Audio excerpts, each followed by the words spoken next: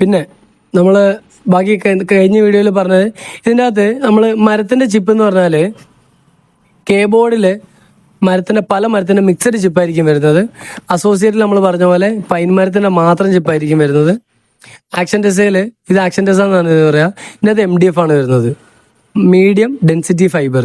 പിന്നെ അതുപോലെ തന്നെ നമുക്ക് ഈ കുറച്ച് പ്രീമിയം എന്ന് പറയുമ്പോൾ ഈ അസോസിയേറ്റഡ് ഒക്കെ കുറച്ച് പ്രൈസ് കൂടുതലാണ്.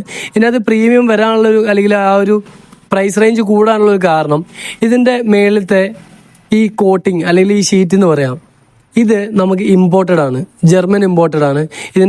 ഇതിൻ്റെ തിക്നെസ് ഉണ്ടാവും. ഈ തിക്നെസ് ഇതിനകത്ത് കൂടുതലാണ്, അസോസിയേറ്റിൽ കൂടുതലാണ്, കീബോർഡിൽ അത് കുറവാണ്. അപ്പോൾ അസോസിയേറ്റഡ് കമ്പാരിറ്റീവ്ലി ലൈഫ് കൂടുതൽ കിട്ടും. പിന്നെ എനിക്ക് പെട്ടെന്ന് എല്ലാവരോടും പറയാനുള്ളൊരു കാര്യം എന്താണെന്ന് വെച്ച് കഴിഞ്ഞാൽ, ഈ ആൾക്കാരെല്ലാവരും പറയുന്ന ഒരു പൂപ്പലിൻ്റെ പ്രശ്നമുള്ള കാര്യം.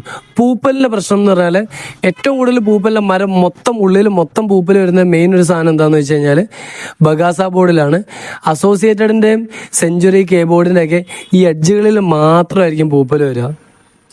പിന്നെ ഇതിൻ്റെ അകത്താണെങ്കിൽ പൂപ്പലിൻ്റെ ഇത് കുറവാണ്, എന്നാലും വലിയ കുഴപ്പമില്ലാത്ത ഒരു കംപ്ലൈൻറ്റ് നമുക്ക് വന്നിട്ടില്ല ഇതിൻ്റെ. അപ്പോൾ ഇനി ഇതിനെപ്പറ്റി കുറേ കാര്യങ്ങൾ പറയാനുണ്ട്, നമുക്ക് ഓരോരോ വീഡിയോസിൽ കാണാം. Okay, by.